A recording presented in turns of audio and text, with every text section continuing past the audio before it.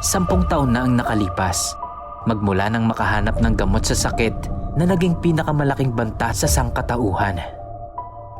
10 taon nang namumuhay ang mga tao sa kapayapaan.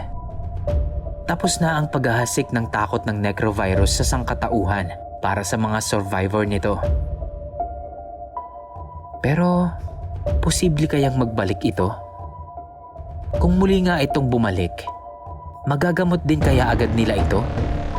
O babalik ito na may kakaiba ng lakas? Maging parehas pa din kaya ang mga sintomas nito? O mas matindi na? Paano ito kokontrolin at lalabanan ng sangkatauhan?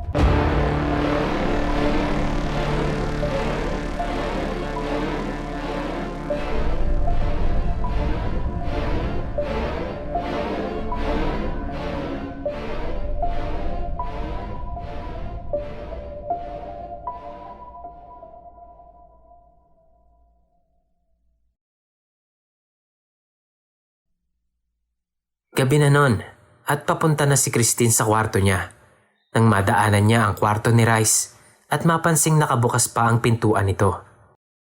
Ito na ang pagkakataon niya para makausap si Rice nang silang dalawa lang. Naglakas loob na si Christine na magsalita. Lalabo ang mata mo niyan kapag ipinagpatuloy mo yan. Nakaramdam siya ng kaba matapos sabihin iyon. Hindi niya alam kung anong isasagot sa kanya ni Rice. Nagulat naman ang binata kaya agad itong napaupo sa sofa at nag-ayos ng sarili. Christine, ikaw pala.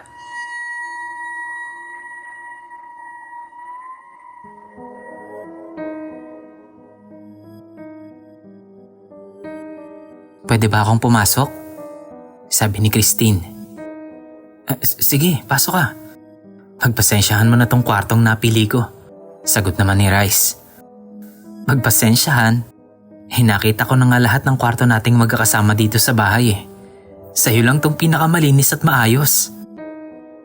At totoo naman ang sinasabi ni Christine. Walang kalat sa lapag. Malinis at maayos tignan ang loob ng kwarto ni Rice. Nasanay lang ako.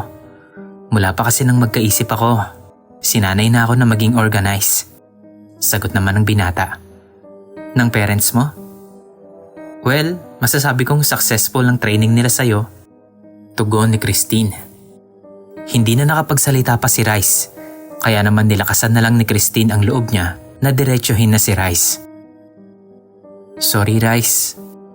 Alam ko na nasaktan ko ang feelings mo. Hindi ko naman sinasadya. Nangyayari lang talaga minsan na dire-diretso kong nasasabi yung nasa isip ko. Pero maniwala ka. Hindi ko intensyon na saktan ka. Hindi ko nga malalaman ang bigat ng kasalanan ko sa'yo kung hindi pa ako kinausap ni Jane eh. Kaya sana, mapatawad mo ako. Sabi ni Christine. Hindi niya alam kung bakit, pero parang naluluha siya. Para bang gumaan ang pakiramdam niya nang mailabas niya ang mga salitang yon na ilang araw niya na ding kinikimkim. Nakaramdam na lamang siya ng mainit sa kanyang mga pisngi. Pagkatapos ay lamig nang madampian ito ng hangin. Narealize niyang umiiyak na pala siya. Nadadramahan siya sa sarili, pero hindi niya naman mapigilan ang mga luhang lumalabas sa kanyang mga mata. Noon pa man ay mababaw na talaga ang luha niya. Sinanay niya na lang na patatagin ang sarili dahil na rin sa propesyon na kanyang pinili. Pero sa harap ni Rice, pakiramdam niya ay pwede siyang maging mahina. Hindi niya palubos na kilala ang lalaking nasa harapan niya. Ngunit parang ang gaan-gaan ang loob niya rito. Hindi mo naman kailangan gawin yan. Huwag ka na umiyak. Naiintindihan na kita. Nahihiya lang din akong lumapit sa iyo kasi nahiisip kong galit ka pa. Sabi ni Rice habang nakatingin lang sa kanya na may seryoso ngunit malumanay na turan. Para bang nabunutan siya ng tinik sa sinabi ng kasama. Gusto mo pa bang malaman kung ba't ako natawa ng oras na yon? Tanong ni Rice. Sa totoo lang, gusto niya talagang malaman. Hindi niya din malaman ang dahilan pero alam niya sa sariling makakapagpalubag din ito ng nararamdaman niya. Tumango na lamang siya habang nagpupunas ng luha.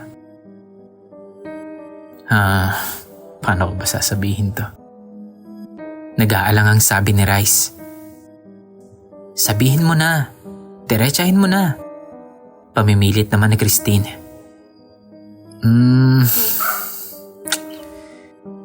Ang cute mo kasing tignan ng mga oras na yun na para kang nahihiyang kinikilig eh. Mahina, mabilis at dire-diretsyong salita ni Rice. Hindi yun naintindihan ni Christine, kaya naman ipinaulit niya yun kay Rice ng dahan-dahan. Ano? De, ang cute mo kasing tignan ng mga oras na yun. Para kang nahihiya na kinikilig. Sabi ni Rice na agad ding nag-iwas ng tingin. Natulala naman si Christine sa sinabi ng binata. Ano daw? Cute ako? Nahihiya? Yan ang mga salitang nasa isip ni Christine habang nakatingin siya sa lalaki. Nararamdaman niyang parang lumalakas ang tibok ng kanyang puso. Ramdam niya din na parabang lahat ng dugo niya sa katawan ay unti-unting naiipon sa kanyang muka. Hindi na siya nakatiis at bigla niya ring ibinaling ang kanyang muka sa gilid upang hindi makita ni Rice. Agaran niya ring pinatay ang lampara para hindi makita ang pamumula ng kanyang pisngi. Tanging liwanag na lamang ng kalahating buwan ang nagsisilbing tanglaw nila sa kwarto. Pilit niyang pinapakalma ang sarili dahil sa mga sinabi ni Rice sa kanya. Naghahanap siya ng ibang mapag-uusapan nang sumagi sa kanyang isipan ang kanyang pamilya. Nasaan na kaya sila? Okay lang kaya sila? Si Rice kaya? Nag-aalala din kaya siya sa pamilya niya? Yan naman ang umiikot sa kanyang isipan ngayon. Bakit ngayon niya lang naisip ang kanyang pamilya? 3 araw na ang lumipas mula nung outbreak, pero ngayon niya lang naisip ang pamilya niya. Rice, tingin ko, ang sama-sama kong anak at kapatid. Panimula ni Christine. Magmula kasi nung outbreak hanggang ngayon, 3 araw na ang lumipas pero ngayon ko lang naisip kung kumusta na sila. Si Mom, si Dad, at si Jaden. Napakagulo na ng mundo ngayon pero sarili ko lang ang naiisip ko. Dahil ligtas ako dito, kasama ko kayo. Hindi ko na naisip kung anong nangyari sa family ko. Buhay pa kaya sila? Lumalaban kaya sila ngayon? Gutom? Sugatan? Kailangan ng tulong? Baka wala na sila. Or worse, baka isa na pala sila sa mga zombie na nagkalat sa labas. Natigilan si Rice sa biglaang pag-iba ng topic at mood ni Christine. Biglang naging seryoso ang usapan. Iba sa atmosfera kanina. Pinili niya na lang munang makinig at hayaan siyang ilabas ang saloobin. Sa tingin mo kaya, buhay pa sila? Tanong ni Christine na tumingin sa kanya ng may mapupungay na mga matang kumikinang habang patuloy na rumaragasa sa kanyang magkabilang pisngi ang mga luhang nagniningning dahil sa liwanag ng buwan. Puno ng pighati, kalungkutan at pagsisisi ang mukha ni Christine ngayon. Iba sa mababaw na luha niya kanina. Hindi alam ni Rice ang dapat gawin sa mga ganitong sitwasyon. Mula kasi nang mamatay ang mga magulang niya, noong bata pa siya, ay siya ang nasa posisyon ni Christine. Umiiyak at hinahanap ang mga magulang. Siya ang pinapakalma at pinapatigil sa pag-iyak. Inalala niya na lamang ang ginawa ng mga tao sa kanya sa tuwing namimiss niya ang kanyang mga magulang. Lumapit siya sa dalaga at niyakap ito at ipinosisyon ang mukha nito sa kanyang dibdib. Ang kanyang braso ay nakapalibot kay Christine, habang ang kaliwang kamay naman niya ay hinahaplos ang mahabang buhok ng dalaga. Hindi muna siya nagsalita ng mga ilang segundo. Waring iniisip ang kanyang sasabihin. Si Christine naman ay natigil sa kanyang pag-iyak, ngunit patuloy pa rin ang mahihinang paghikbi. Hindi ko masasabi sa iyong ligtas ang pamilya mo. Wala din akong alam kung nasan sila o kung anong kailangan nila ngayon. Posibleng totoo ang mga nasa isip mo At posible din namang hindi. Pero ito lang ang masisiguro ko sa'yo. Kung wala na sila, nandito lang ako para sa'yo. Poprotektahan kita kahit anong mangyari. Bilang galang na rin sa mga magulang mo. Pero kung buhay pa sila, gagawin natin ang lahat ng ating makakaya para magkasama uli kayo. Sabi ni Rice. Alam kong masyadong mababaw pakinggan yung mga sinasabi ko sa'yo ngayon. Kasi bago pa lang tayong magkakilala, hindi ko ikakaila yun. Pero gagawin ko ang lahat para patunayan ko sa'yo ang mga sinabi ko. Dagdag pa niya sa malumanay na boses. Muling bumuhos ang luha ni Christine habang yakap-yakap siya ni Rice. Ang kanyang mga kamay ay nakahawak sa damit ng lalaki na waring ayaw bumitaw ito sa kanya. Nagpatuloy lang ang gabi hanggang sa unti-unti nang tumahan si Christine. Ilang sandali pa, matapos umiyak ng kanyang kasama, ay bumitaw na ito sa kanya at pinunasan ang mga luha sa pisngi habang nakatalikod sa binata. Nang ibalik nito ang tingin sa kanya, ay kita niyang namumugto pa rin ang mga mata nito, ngunit may ngiti na sa kanyang mga labi. Salamat, Rice. Mas magaan na ang loob ko ngayon. Sige na. Good night. Pasasalamat ni Christine, sabay mabilis na lumabas ng kwarto ng lalaki. Natulala lang si Rice saglit at inisip na siguro ay nahiya lang si Christine sa nangyari, kaya dali-dali na rin itong lumabas. Napangiti na lamang siya at naghanda na din para matulog. Mag-iisang linggo na ang grupo sa isang bahay na ito. Lahat sila ay sinusubukang mamuhay ng normal. Madalas na ring magkausap sina Rice at Christine. Nagising si Rice sa tunog ng pagkatok sa pintuan niya. Rice? Rice, gising na. Pinapapunta tayong lahat ni Randy sa sala. Sabi ng boses sa labas ng pinto na sigurado siyang kay Christine. Mauna ka na. Mag-aayos lang ako saglit. Sagot naman ni Rice at bumangon na rin siya para mag-ayos. Nang makalabas si Rice ng kwarto, ay narinig niyang nagsisigawan sila Randy at Jane. Kailangan natin silang iligtas. For the first time since nangyari to, ngayon lang natin sila nakontak at humihingi ng tulong. Boses ni Jane. Hindi na nga natin yun magagawa. Kulang na tayo sa supplies. Mas lalo tayong kukulangin kung magdadagdag pa tayo ng kasama rito.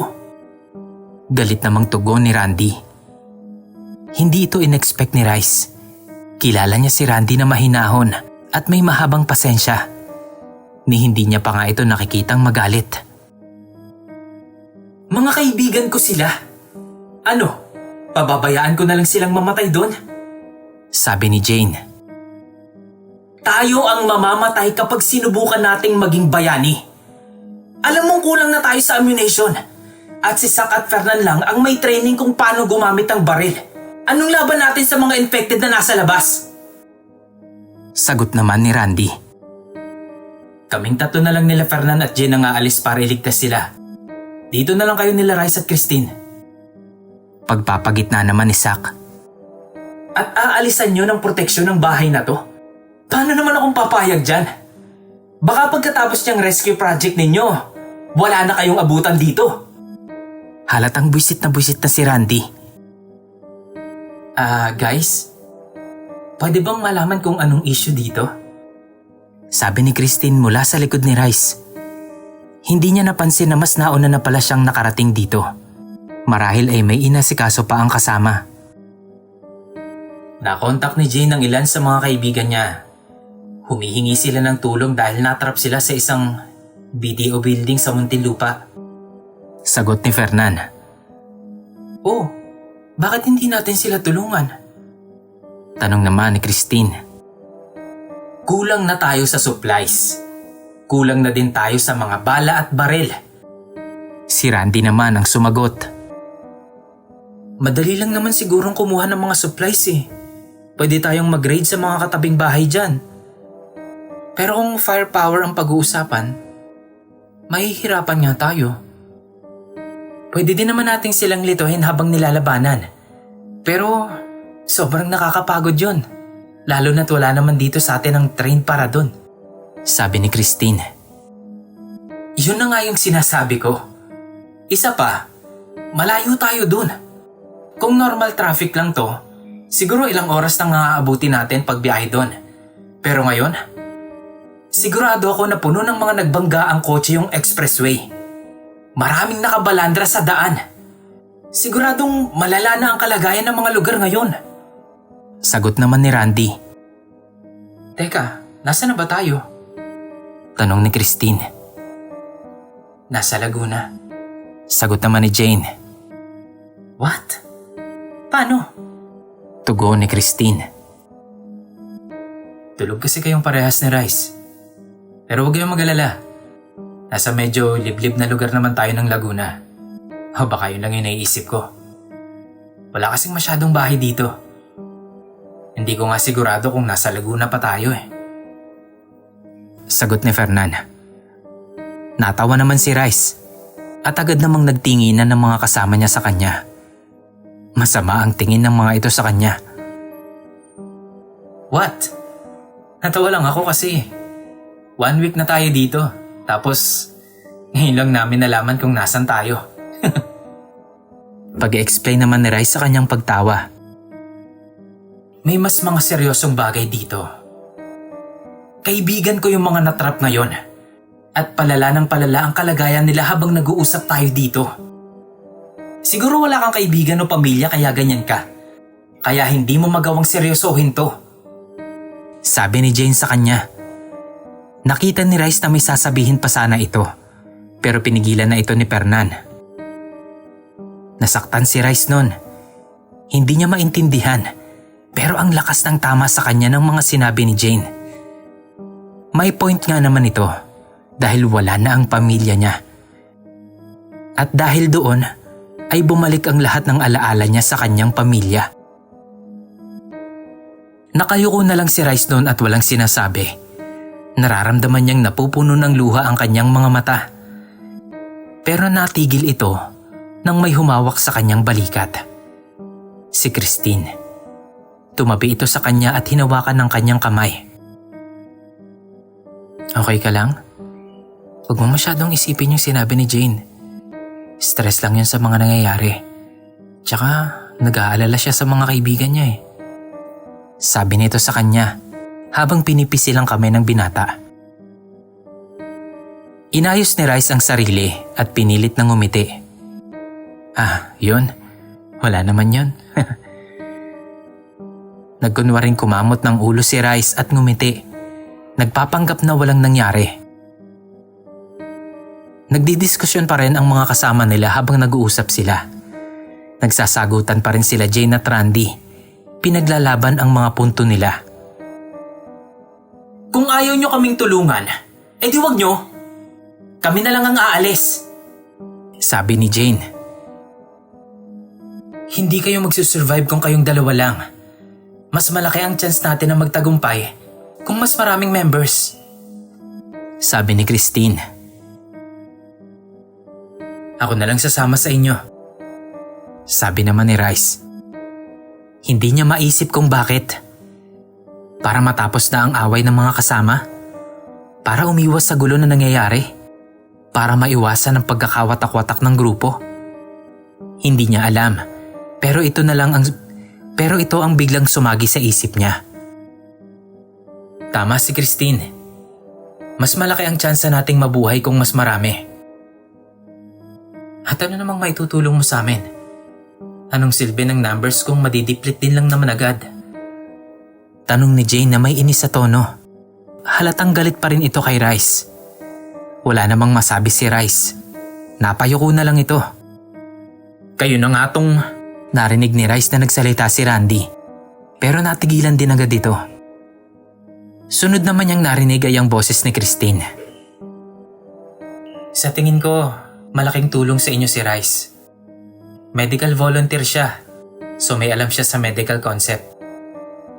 Nahuhuli ko rin siyang nagbabasa ng mga books na related sa medicine. So tingin ko, nagre-review din siya hanggang ngayon. Sabi ni Christine. Gumaan naman ang pakiramdam ni Rice. Ipinagtanggol siya ni Christine. Isa pa, siya ang nagligtas sa akin bago namin kayo nakasama. Gamit lang yung crowbar niya. Sabi ni Christine sabay tingin sa kanya. Nakita ko siyang nakipaglaban at natalo niya ang 3 infected na nag-corner sa amin. Sa isang hambalos lang. Sabi ng kasama. Yun ba talaga nangyari? Malabo sa memorya ni Rice ang mga nangyari noon. Mahinang sabi ni Rice pero walang nakarinig. Salamat. Sabi ni Fernan sabay yuko bilang pasasalamat na rin. So, kailangan talaga maghiwalay ang grupo? Singit ni Randy. Kailangan may magbantay at mag-maintain ng bahay na to para lang masigurong may mauuwian tayong ligtas na lugar. Sabi ni Zach. So, kayong 3 ang aalis? Sabay tingin ni Randy kila Rice, Fernan at Jane. At tayo naman ang maiiwan. Tugtong pa nito. Ganun ang nabiting pagsang-ayon ni Zach kay Randy nang biglang sumingit si Christine. Teka, sasama ako sa kanila. Biglang sambit ni Christine. Kung saan si Rice, dun din ako. No offense pero si Rice lang ang nag-iisang pinagkakatiwalaan ko rito. Sabi ni Christine. Go, bahala kayo. Gawin niyo kung anong gusto niyo. Huwag niyo lang kaming sisisihin kapag nalagay kayo sa alanganin. Sabi ni Randy sabay labas ng bahay. Sige, mag-iingat kayo. At kung sa tingin niyo ay maaalanganin kayo o masyadong marami ang mga zombie, umatras na kayo. Kalmadong sabi ni Zach. Selfish man kung ituturing pero mas importante pa rin ang buhay niyo sa amin kaysa sa kanila. Kung ako ang tatanungin. Humarap naman si Zach kay Rice at kinausap ito. Rice. Naglabas ng pistol si Zach, sabay abot nito sa binata. Gamitin mo to. Maraming reserbang bala si Fernan.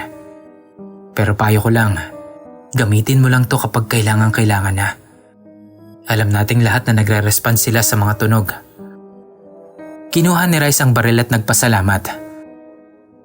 Agad naman nang naghanda si Rice, Christine, Fernan at Jane. Tumulong din si Zach habang binibigyan ng pointers si Rice tungkol sa paggamit ng baril. Nasa labas pa rin nun si Randy at mukhang walang balak makipag-ayos. Kaya naman hindi na rin nila ito kinumbinsi pa. Gusto siyang kausapin ni Rice. Naiintindihan niya ang punto ni Randy pero hindi niya magawang magbulag-bulagan na lang at hindi tulungan ang mga kaibigan ni Jane. Kailangan na nating umalis. Mas magandang makarating tayo habang maaga pa, sabi ni Fernan. Nakahanda na ang lahat. Nasa loob ng bakod ang kotse nila, kaya maayos nilang naihanda ang mga dadalhin. Kailangan na lang nilang maklear ang labas dahil may iilang mga zombie ang nagkalat doon. Kailangan lang muna nating i-clear ang labas. Mag-a-attract tayo ng mga zombies kapag kailangan ng ilabas itong sasakyan. Kapag nakaalis na tayo, pupwede nilang palibutan itong bahay. Hindi natin sila pwedeng iwan ng ganon. Lumabas sila Fernan, Zach at Rice ng gate.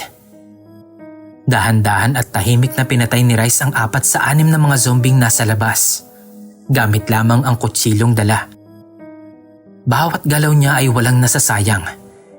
Isang saksak lamang sa batok ay patay na ang zombie. Si Zach at Fernan naman ay nakapatay lang ng tig-isa. Namangha naman si Zach sa skills at mukhang eksperyensadong mga galaw ni Rice. Kitang-kita niya na alam ng binata kung papaanong pumatay ng tao. Napapaisip man kung paano niya ito nalaman, ay hindi ito ang tamang oras para tanongin ito. Ang mahalaga, alam niyang may poprotekta sa grupo. Agad na silang bumalik sa loob habang si Zach ay iniwan sa gate. Siya ang magsasara nito kapag nakalabas na ang mga kasama. Sila Jane at Christine naman ay nasa loob na ng sasakyan. Hinihintay sina Rice at Fernan. Pinaandar ni Fernan ang kotse pagkaupo sa driver's seat. Katabi niya si Jane sa front seat habang si Rice at Christine naman ay nasa likod. Nagkatinginan lang si Fernan at Zach habang palabas ng main gate. Ilang oras ang biyahe natin bago makarating ng Muntinlupa? Tanong ni Christine.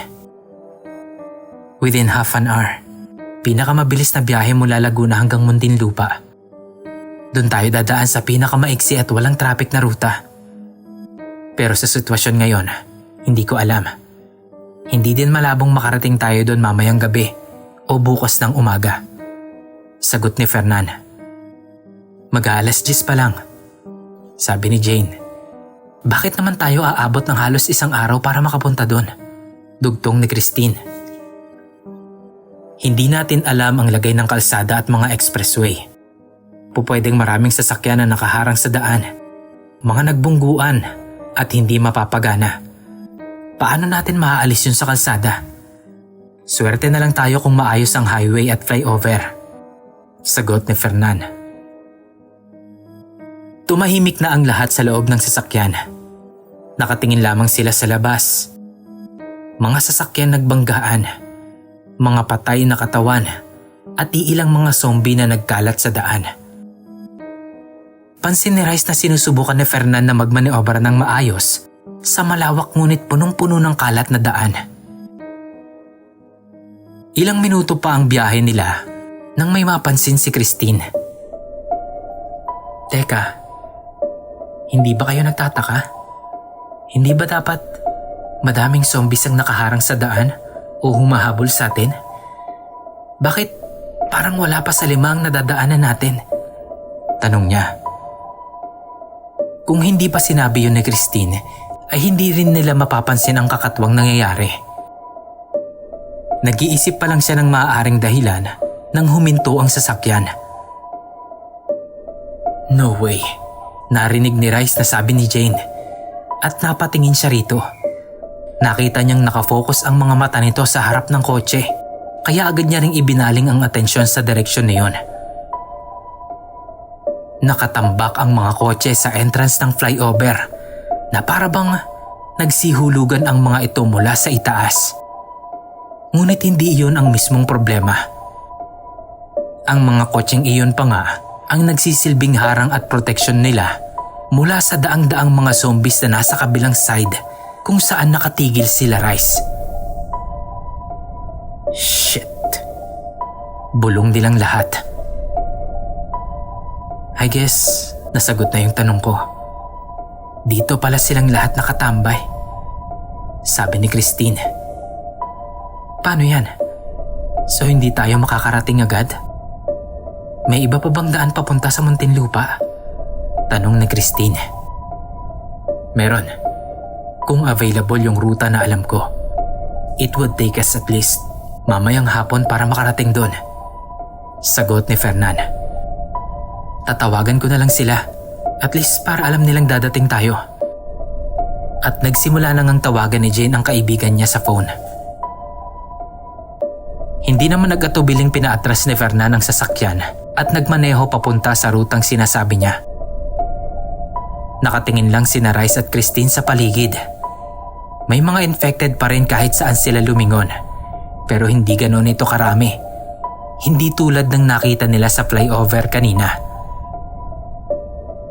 Napahawak ng matindi si Rice sa kanyang crowbar at kinapa ang pistol na nakasuksok sa kanyang tagiliran.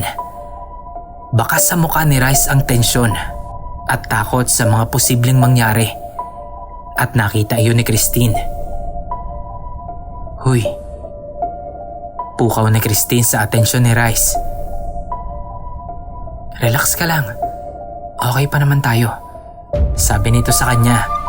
At saka pa lamang napagtanto ni Rice na nakahawak na pala si Christine sa kamay niya kung nasaan ang crowbar. Hindi malaman ni Rice kung paano, pero kumalma siya sa ginawa ni Christine. Ngumiti na lamang siya dito. Pumikit at huminga ng malalim at pinakalma ang sarili.